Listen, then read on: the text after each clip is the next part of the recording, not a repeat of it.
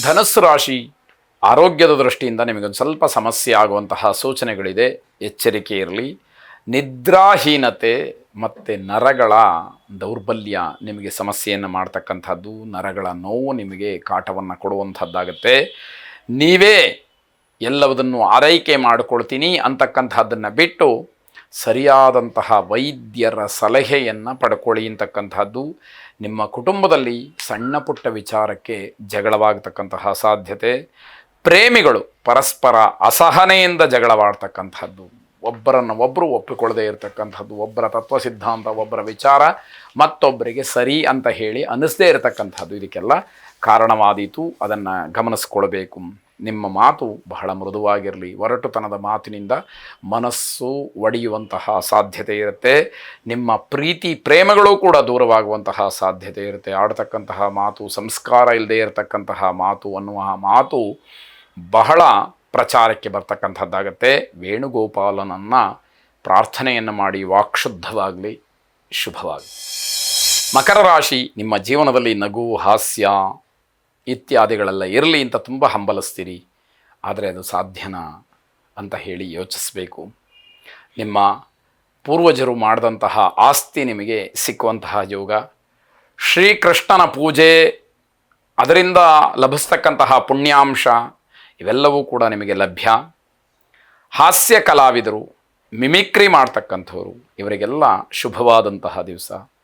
ತಮ್ಮ ವೃತ್ತಿಯಿಂದ, ತಮ್ಮಲ್ಲಿರತಕ್ಕಂತಹ ವಿಶೇಷ ಪ್ರತಿಭೆಯಿಂದ ಜನರನ್ನು ಸಂತೋಷಗೊಳಿಸ್ತೀರಿ, ಜೊತೆಗೆ ತಾವು ಕೂಡ ಲಾಭವನ್ನು ಗಳಿಸ್ತೀರಿ ಅಂತಕ್ಕಂಥದ್ದು. ಈಶ್ವರನ ವಾಹನ ನಂದೀಶ್ವರನನ್ನು ಪ್ರಾರ್ಥನೆ ಮಾಡಿ, ಶುಭವಾಗಿ. ಕುಂಭರಾಶಿ, ಬಾಡಿಗೆ ಮನೆಯಲ್ಲಿರ್ತಕ್ಕಂಥವ್ರಿಗೆ ಶುಭವಾದಂತಹ ದಿವಸ ಇದು.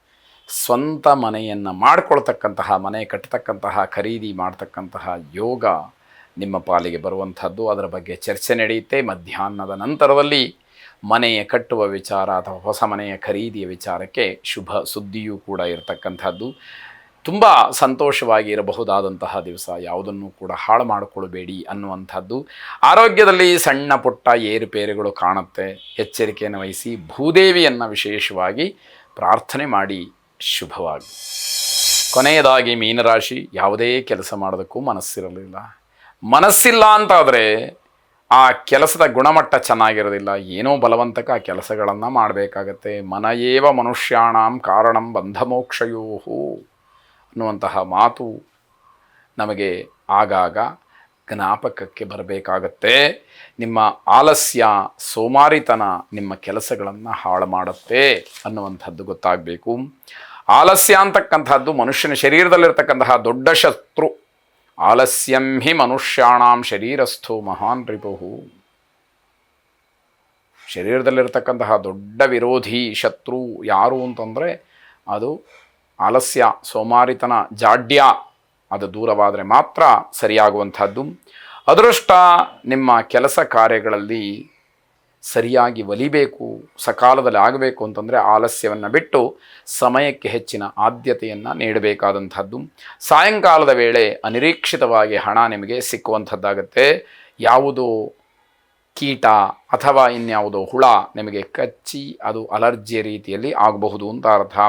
ಪಂಚಮುಖಿ ಆಂಜನೇಯ ಸ್ವಾಮಿಯನ್ನು ವಿಶೇಷವಾಗಿ ಪ್ರಾರ್ಥನೆ ಮಾಡಿ, ಶುಭವಾಗಿ.